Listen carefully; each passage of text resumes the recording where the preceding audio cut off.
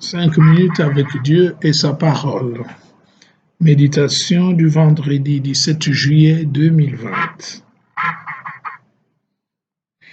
Je veux la miséricorde, non les sacrifices. En ce temps-là, un jour de sabbat, Jésus vint à passer à travers les champs des blés.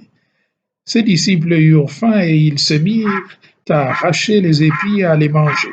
Voyant cela, les pharisiens lui dirent: Voilà que tes disciples font ce qui n'est pas permis de faire le jour de sabbat.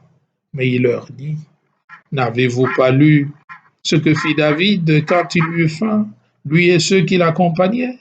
Il entra dans la maison de Dieu et ils mangèrent le pain de l'offrande. Or, ni lui ni les autres n'avaient le droit d'en manger, mais seulement le prêtre.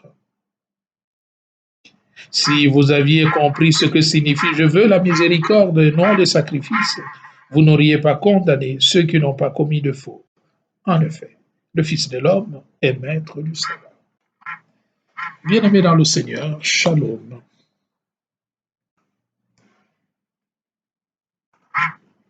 Cette péricope des Écritures que nous venons d'entendre et que nous avons lues en filigrane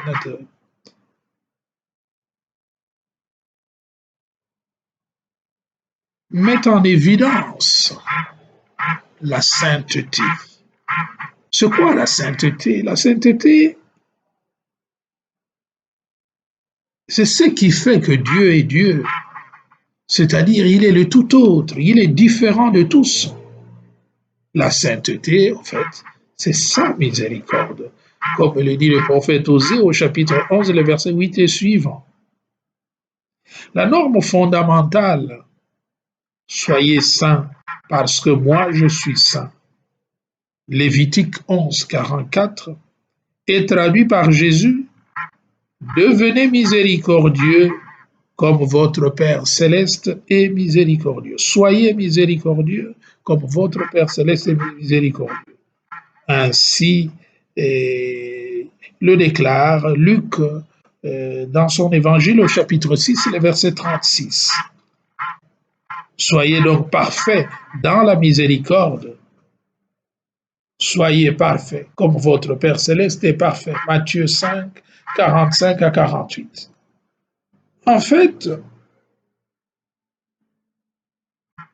le Dieu révélé par Jésus-Christ est celui qui est riche en miséricorde, celui qui est plein de bonté et d'amour.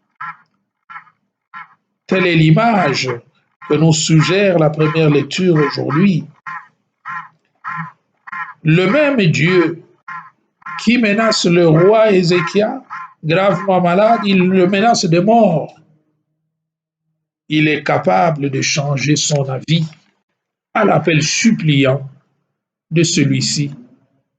Lorsque l'homme se détourne de son mal et qu'il demande pardon, il supplie la miséricorde du Seigneur, eh bien le Seigneur est capable de changer son avis. Voilà le geste de la miséricorde du Père. Et dans l'Évangile, Jésus est encore plus incisif face au rigorisme pharisaïque du sabbat. Jésus dit en effet, il fait remarquer 2 choses. La première, c'est que une religion sans amour n'en est pas une. Comme nous pouvons lire dans le livre du prophète Osée au chapitre 6, le verset 6. Et il illustre cela d'ailleurs, cela est bien illustré par 2 faits de l'Ancien Testament. David, qui, lorsqu'il a eu faim, est entré dans le temple et ils ont mangé le pain des offrandes, pain réservé aux seuls sacrificateurs que sont les prêtres. Mais eux, ils en ont mangé. Et il va montrer aussi comment le sacrificateur, le prêtre, ne fait pas cran à la loi du sabbat lorsqu'il se déplace pendant l'exercice de son ministère sacerdotal le jour du sabbat. Jésus se déclare donc comme le patron du sabbat. Et il est supérieur au temple, lieu de la présence de Dieu. La deuxième considération que fait Jésus pour faire comprendre cette miséricorde de Dieu est qu'il place l'homme au centre de tout. Il est venu pour l'homme et c'est l'homme qui doit avoir le primat sur tout. L'homme en tant que créature de Dieu, c'est lui qui est l'objet de la miséricorde de Dieu. Ce n'est pas la loi qui doit avoir la première place. La loi est en fonction de l'homme et au service de l'homme. Ici donc apparaît clairement le conflit entre la sagesse ancienne et la sagesse neuve, entre la chair et l'esprit, entre la vie et la mort. Venu donc dans notre monde pour nous apporter la vie en abondance.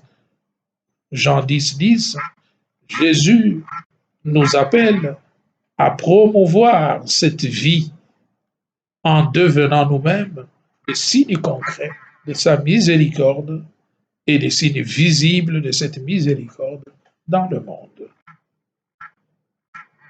Guéris-nous, Seigneur, de nos prétentions et nous découvrirons et serons au service de ton amour miséricordieux. Amen. Ô toi, Notre-Dame, jette ton regard de compassion sur nous qui recourons à toi, Seigneur Jésus.